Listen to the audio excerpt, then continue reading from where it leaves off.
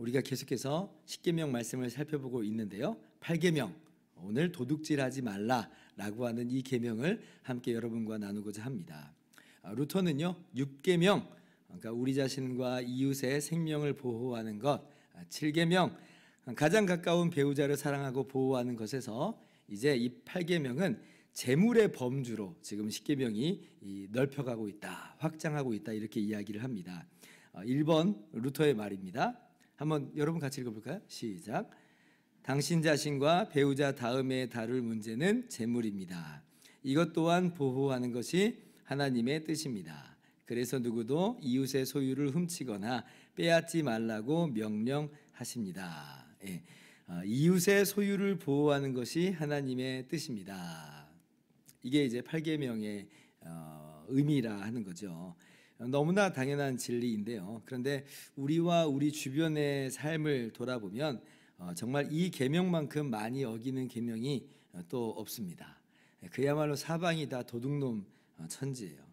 눈 뜨면 코 베어간다라고 하는 말처럼 사기꾼들이 굉장히 많습니다. 바로 며칠 전에 있었던 이야기인데요. 제 SNS에 경고 메시지가 날아왔어요. 제가 우리 교회 홈페이지 외에 페이스북에도 우리 교회 페이지를 하나 개설해서 가끔 사진을 올려놓는 것으로 그렇게 운영하고 있습니다. 그런데 이제 메시지가 날라오기를 그 교회 페이지에 메시지가 날라온 거예요. 뭘 위반했다는 거예요. 위반했다. 그래서 24시간 이내에 페이지가 완전 삭제될 예정이다.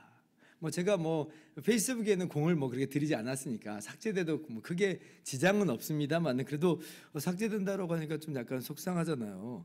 뭘 위반했다는 거지? 이제 그러면서 이제 그 밑에 글을 보니까 만약 위반한 사실이 없다면 아래 링크에다가 여러분의 글을 올리라는 거예요. 링크에다가. 엄청 무시무시해서 제가 약간 주저주저했습니다. 근데 이제 워낙 이 세상에 피싱도 많고 스미싱도 많고 제가 알고 있으니까요. 에이, 아닐 거야. 이거 피싱이겠지. 스미싱일 거야. 이제 이렇게 생각을 했습니다. 그런데 이제 한편 내심 진짜면 어떡하지? 이제 이런 생각이 드는 거예요. 교회 페이지 날아가면 어떡하지? 한번 눌러볼까? 눌러본다고 해서 큰 문제가 생기겠어? 이러면서 이제 누를까 말까 하다가 꾹 참고 안 눌렀어요. 근데 그 다음 날에도 하나 또 날아오고 또 그 다음 날에도 또 하나 날아와요. 그러니까 점점 더 불안해지는 거예요. 진짜 페이스북에서 보냈나? 그러니까 너무 시급하고 긴급하니까 계속해서 경고의 메시지를 보낸 것인가? 라고 사람이 좀 그렇게 생각할 수도 있잖아요. 그래서 이제 제가 네이버에 검색을 해봤어요. 그랬더니 아니나 다를까 어떤 사람도 자기도 그런 거 받았다고 하면서 글을 올린 게 있습니다. 자, 뭘까요? 사기죠, 사기. 아마도 이제 그 링크를 접속을 하면 저의 개인 정보를 다 털어간다든지 해서 나쁜 짓을 아마 할 수도 있고, 아니면 제 컴퓨터에다 바이러스를 심어 놓을 수도 있고, 아마 그래서 공경에 빠뜨린다든지 그런 것 같더라고요. 근데 제가 하나의 예를 든 거지만 이런 종류의 일이 이 세상에 너무 비일비재하다는 거예요. 근데 이제 이게 오늘날만 그런 거냐? 옛날에는 사람들이 다 정직하고 다 자기 재산과 다른 사람의 재산을 보호해 주었느냐? 아니요, 루터 시절에도 마찬가지였습니다. 루터도 말하기를 뭐라고 말하냐면 2번 보세요. 도둑질이란 타인의 소유물을 부정한 방법으로 취하는 것이기 때문입니다. 다른 말로 하면 도둑질은 자기 이득을 취하기 위해 이웃에게 손실을 입히는 모든 거래 행위라고 할 수 있습니다. 이것이 너무 보편적으로 만연해 있기 때문에 악한 일인지도 모르는 지경이 되었습니다. 나는 도둑이 아니다 라고 말할지도 모르겠지만 실제로 모든 도둑을 교수형에 처한다면 아마 세상은 텅 비어버리고 급기야 사형 집행인도 찾기 어렵게 될 것입니다. 한번 예를 이렇게 들어봤어요? 모든 도둑을 다 교수형을 시켰다. 그럼 세상은 어떻게 될 거냐? 세상은 텅 비어버리게 될 거다. 정말 도둑들이 이 세상에 바글바글 한다는 거죠. 심지어 그렇게 사형을 집행하는 사형 집행인마저도 없게 될 것이다. 왜냐하면 그도 도둑이다 라고 하는 거예요. 목사님, 그래도 전 도둑이 아니에요. 우리 마음속으로는 그러고 있을지 모르겠습니다. 물론 그러기를 바랍니다. 또 그리고 우리가 그렇게 살도록 수고를 해야 되겠습니다만은, 그런데 어쩌면 우리도 혹시 그 도둑 중에 하나이겠구나라고 하는 생각을 우리가 할 수 있어야 돼요. 자, 루터가 좁은 의미로 이 계명을 본다면 분명 도둑질이라고 하는 건 남의 금고나 지갑을 훔치는 것을 의미한다라고 이야기합니다. 그러나 더 넓은 의미로 계명을 바라보아야 된다 이렇게 얘기해요. 더 넓은 의미로 바라봐라. 도둑질이 뭐냐? 자기 이익을 위하여 타인에게 부당한 손실을 끼친다면 그게 바로 도둑질이다. 나의 이익을 위해서 타인에게 부당하게 손실을 끼치는 모든 행위는 다 도둑질이다. 이렇게 이야기를 하고 있어요. 타인에게 부당하게 손실을 끼친다. 우리가 이 말을 한번 곰곰이 생각을 해봐야 됩니다. 여러분, 이게 도둑질일까요? 아닐까요? 이게 도둑질 맞아요. 자, 한번 제가 예를 들어볼게요. 어떤 제품이 정가가 9,000원입니다. 근데 상인이 이걸 10,000원이라고 속여서 판다고 한번 해보는 거예요. 그리고 이제 이 제품을 사간 사람은 전혀 모르고 이게 10,000원인 줄 알고 10,000원 값주고 샀습니다. 자, 그러면 이 사람은 뭐예요? 1,000원 손해 본 거예요. 그 상인은 1,000원을 어떻게 말하자면 도둑질한 겁니다. 여러분, 이걸 무슨 상거래의 묘미다, 뭐 이 정도면 괜찮다, 어떤 사람들은 그러겠지만 여러분, 그렇지 않아요. 왜냐하면 이건 정당하지 않기 때문에 그렇습니다. 이건 상대방 주머니에서 1,000원을 빼간 거예요. 만약에 수요 공급 법칙에 따라서 정가가 9,000원인데 제품은 별로 없고 찾는 사람은 많으니까 내가 이거 10,000원에 받아야 되겠소 라고 공개한 거하고는 이게 전혀 다른 이야기예요. 이건 정직하게 이야기한 거고, 판단을 누가 한 거예요? 소비자가 하는 거예요. 소비자에게 맡기는 거예요. 소비자가 이거 9,000원인데 왜 10,000원에 팝니까? 그럼 난 안 사겠소 라고 하면 안 사는 거예요. 그런데 지금 내가 이거 꼭 필요해요. 그래서 10,000원을 주고서라도 나는 사야겠습니다 라고 한다면 이거는 내가 판단한 거잖아요. 내가 기꺼이 나의 1,000원을 더 주겠습니다 라고 하는 거니까. 근데 이제 이런 과정 없이 정가가 9,000원인데 마치 10,000원처럼 속여서 파는 것은요, 상대방을 속이는 거죠. 그런 방법으로 부당하게 그의 주머니에서 돈을 훔쳐가는 그런 행위가 된다라고 하는 겁니다. 제가 하나의 예를 든 것뿐이에요. 자, 이런 관점으로 본다면 이 세상의 모든 영역에서 도둑질은 정말 만연되어 있다라고 볼 수가 있어요. 좁은 의미에서의 도둑질도 광범위하게 저질러지고 있는데, 그런데 이렇게 도둑질의 범위를 제대로 풀어주면 이 세상 곳곳에는 도둑질이 안 벌어지고 있는 곳이 없다라고 할 정도로 정말 여기저기 모두 다 도둑질의 현장이 되고, 우리도 사실은 여기서 예외는 아니라라고 하는 거예요. 오늘 말씀 보면서 그러한 우리 자신의 모습을 보아야 된다는 겁니다. 그렇기 때문에 먼저 우리가 돌아볼 영역은 어디냐면 우리의 직장 생활이에요. 자, 루터가 이제 이렇게 이야기합니다. 집안의 남종이나 여종이 충실하지 못하여 재난으로 인한 피해를 막을 수 있었는데도 그대로 보고 있었다고 합시다. 혹은 그들이 태만하거나 게으르거나 또는 악의적으로 주인의 마음에 괴로움을 줄 정도로 물건을 낭비하거나 마음대로 소비했다고 해봅시다.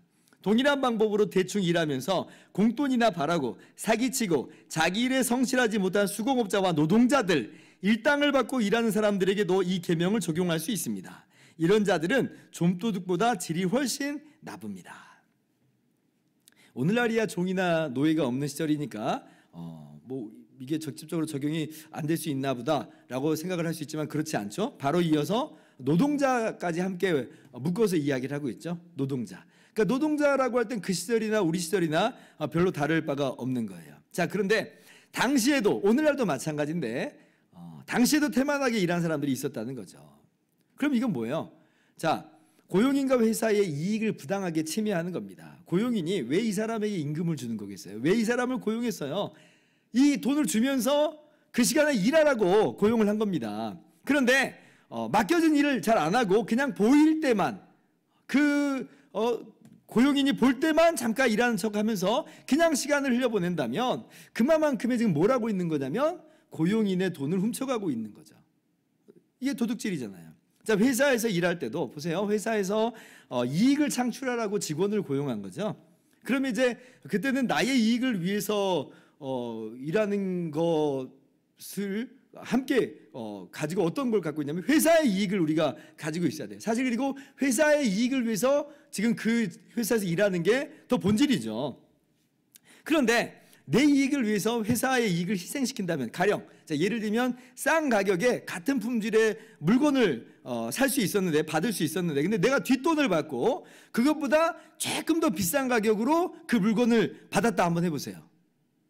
물론 총액으로 따지면 더 싸게 물건을 얻었다라고 변명할 수 있을지 모르지만, 그러나 회사 입장에서는 이미 뭘 지금 얻게 된 거예요? 손해를 지금 받게 된 겁니다.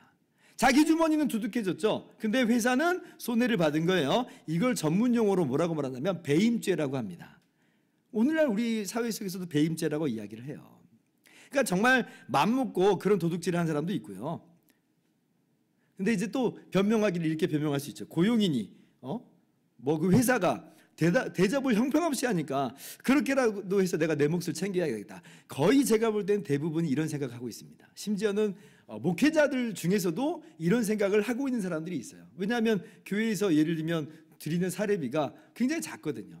그러면 아니 나는 이 교회에서 이렇게밖에 안 주니까 내가 내 몫을 좀 이렇게라도 해서 챙겨야 되겠다라고 이제 하는 목회자들도 심지어 있더라고요. 여러분, 그런 목회자의 태도가 여러분 눈에 보일 때 어떻게 느껴지세요? 그게 합당할까요? 자, 그럼 목회자에게만 그런 잣대를 들이댑니까? 우리는 어떻습니까? 마찬가지예요. 우리도 마찬가지예요. 그러니까 그러한 모습들에서는 우리가 이해할 부분이 있어요. 너무 어려우니까, 대접이 형편없으니까. 그러나 그렇게라도 해서 내가 내 몫을 챙겨야 되겠다라고 하는 것은 그건 역시도 마찬가지로 도둑질이 맞다라고 하는 겁니다. 그리고 루터는 그게 더 나쁜 도둑질이다 그렇게 얘기해요. 왜냐하면 이거는 그냥 뭐 대구 금고를 훔치고 뭐 지갑을 터는 것이 아니라 뒤통수까지 친 거거든요. 뒤통수까지. 내가 신뢰하는 이웃, 내가 사랑하는 친구, 내가 믿고 의지하는 하인들이 지금 내 앞에서 그런 일을 벌인다고 한번 생각을 해보세요. 그러면 이건 신뢰가 와장창 다 깨지는 거예요. 손해도 손해고, 그죠? 손해도 손해고 인간적인 피해가 이제 찾아옵니다. 인간적인 피해가. 상당한 많은 사람들이 이 분노의 치를 떨고 마음의 상처를 안고 살아가는 이유가 뭐예요? 이런 배신감 때문이잖아요. 네가 그럴 줄 몰랐다. 그러니까 물질적 손해는 물론이고 이 정신적인 손해까지 이 막심하게 끼치는 거다. 그래서 더 나쁜 도둑질이다. 루터는 이야기를 합니다. 그래서 우리는요, 하나님의 말씀인 성경에서 하는 이야기에 귀를 기울여야 됩니다.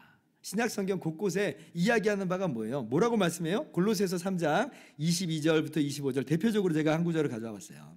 교독하겠습니다. 종들아, 모든 일에 육신의 상전들에게 순종하되 사람을 기쁘게 하는 자와 같이 눈가림만 하지 말고 오직 주를 두려워하여 성실한 마음으로 하라.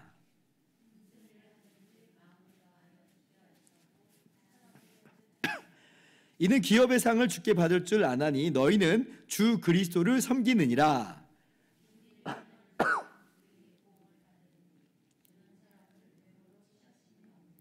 아멘. 여기 종하고 지금 상전의 이야기가 나왔는데 아까 이야기했던 것처럼 오늘날에는 그냥 이것이 어떤 직장이나 회사 같은 것으로도 우리가 이해할 수 있다라고 했습니다. 자, 근데 보세요. 무슨 일을 하든지 마음을 다하여 주께 하듯 하고 사람에게 하듯 하지 말라. 주께 하듯 하라. 주께 하듯 하라. 그러니까 주님께 하듯 하는데 우리가 보이는 데서만 그냥 하고 안 보이면 내 이익을 그냥 취하고 이럴 수 있겠어요? 그렇지 않겠죠. 상도 누구에게 받습니까? 이제 고용인이 주는 정당한 대가도 있지만 근데 중요한 상은 누구에게 받아요? 24절 기업의 상을 주께 받을 줄 아나니 너희는 주 그리스도를 섬기느니라. 지금 고용인을 섬기는 거라고 회사를 섬기는 거라고 우리가 생각을 했는데 근데 지금 성경은 뭐라고 말해요? 궁극적으로 하나님을 섬기는 것이다 그렇게 이야기하죠. 정말 주인은 누구냐면 하나님이다. 그러니까 상도 누가 주시냐면 하나님께서 주신다. 우리는 우리의 일반적인 경제 활동을 하지만 이것은 더 넓게 보면 다 주님의 일을 하는 것이다 라고 하는 거예요. 세상에서 말하는 관점하고 완전 다르죠. 세상에서는 뭐라고 이야기해요? 아니 그렇게까지 열심히 할 필요가 없어. 그렇게 하는 너가 바보야 라고 이야기합니다. 그러면서 자기가 정말 똑똑하고 지혜로운 사람이고 잘하는 것처럼 이야기를 하지만 그러나 성경은 그렇게 이야기하지 않는다는 거예요. 그래서 우리는 세상의 원리에 휘둘려서는 안 됩니다. 우리는 어디에 귀를 기울여야 되냐면 하나님의 말씀에 귀를 기울여야 되는 거예요. 도둑질하지 말라. 도둑질하지 말라. 죽게 하듯 하라는 게 죽게 하듯 하라. 그런데 이제 루터는 이 대교리 문답에서 한편 그럼 고용인에 대해서도 얘기를 좀 해야 되겠잖아요. 고용인에 대해서. 근데 고용인에 대해서는 말을 많이 하진 않습니다. 아마도 그 회중들이 모여 있는 분들이 고용인들이 많이 없었는지 모르겠어요. 좀 아쉬운 면이 있는데 그러나 노동자들은 노동자들이고 고용인에 대해서도 성경은 분명히 말씀을 하시죠. 골로새서도 그렇고 에베소서도 그렇고 꼭 노동자들에게 하시는 말씀 다음에 고용인들에게도 말씀을 더 하세요. 자, 계속해서 골로새서 말씀 볼까요? 골로새서 4장 1절 한번 더 같이 읽어봅시다. 시작.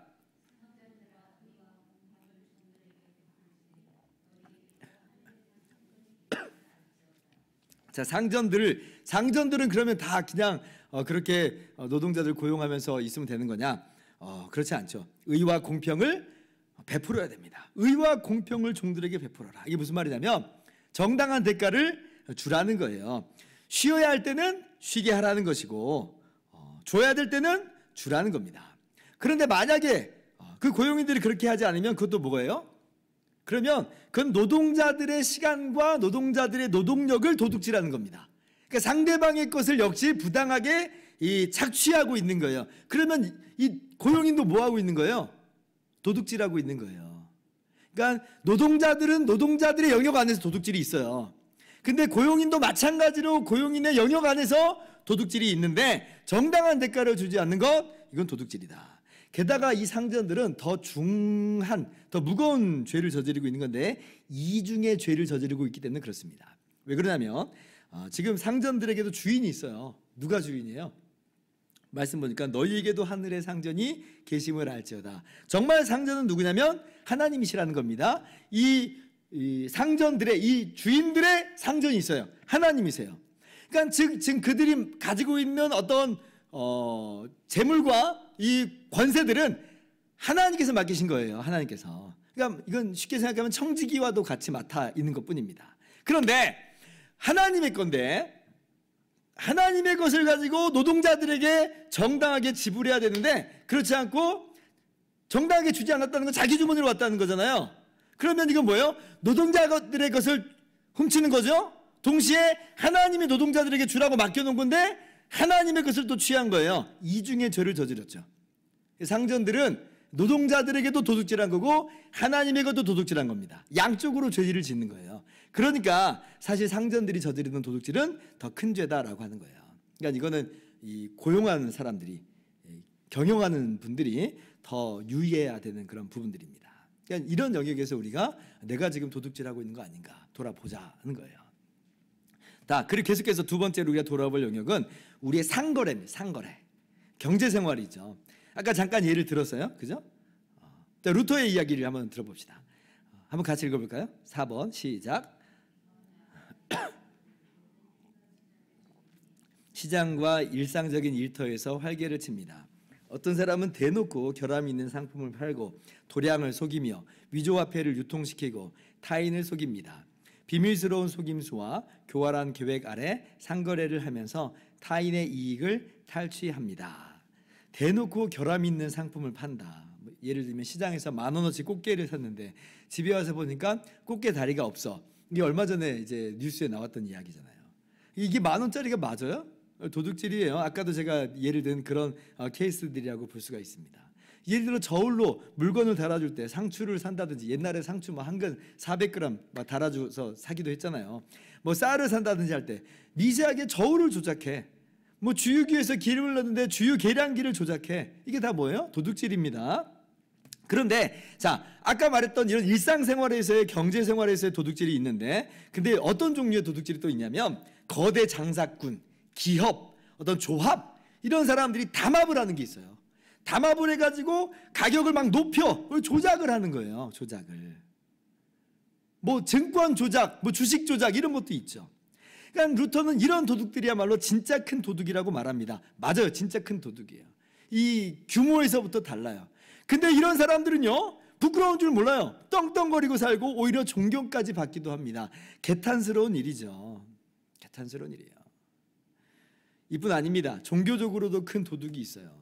당시 로마 교황청을 두고 하는 이야기입니다. 로마 교황청이 당시 했던 죄악 중에 하나가 뭐예요? 면죄부를 발행했죠. 면죄부. 면죄부가 뭐예요? 이걸 사면 지금 연옥에 있는 나의 가족들, 나의 이웃들, 친지들이 그 죄를 형벌이 감해지고 그래서 이제 천국으로 올라갈 수 있다라고 하는 거예요. 이 사람들이 이렇게 말했습니다. 면죄부를 사는 사람 모두가 자신들이 저지른 죄는 물론 미래의 죄까지 면죄받을 수 있을 뿐 아니라 돌아가신 부모와 친지까지의 죄도 면죄받는다.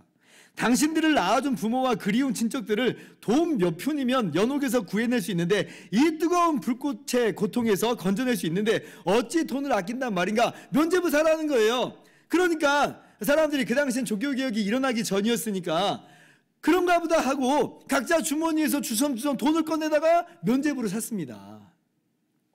그래서 종교개혁이 일어난 이유 중에 하나가 바로 그런 거잖아요. 종교 사기죠. 실제 성경에서는 전혀 이야기하지 않는 그런 내용들입니다.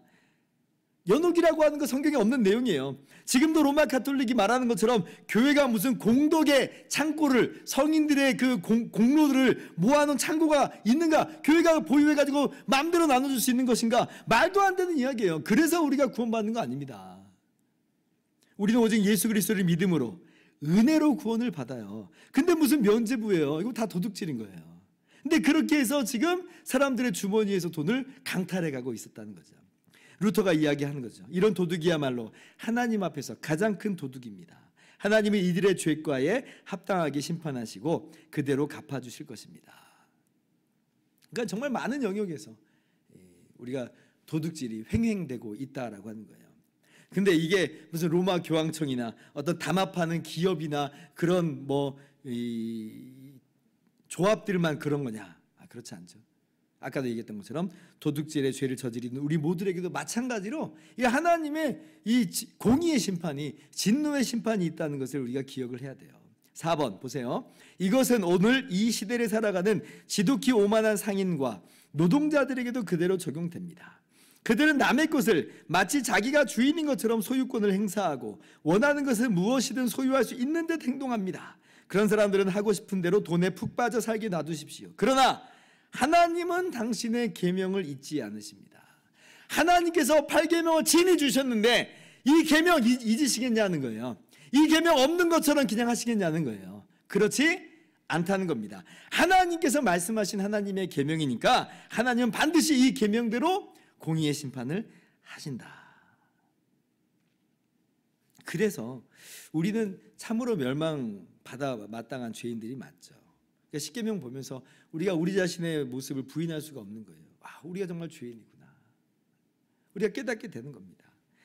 그런데 이제 그 은혜라고 하는 것은 뭐냐면 우리가 죄에 안 저질렀다는 게 아니라 우리가 정말 이런 죄인이고 지금이라도 하나님의 심판이 이루어진다고 해서 우리는 유구무원인데 아무 할 말이 없는데, 그런데 너무나 놀라운 것은 하나님께서 이러한 죄인들을 위해서 얼마나 놀라운 은혜와 사랑을 베풀어 주셨는가, 이게 은혜인 거예요.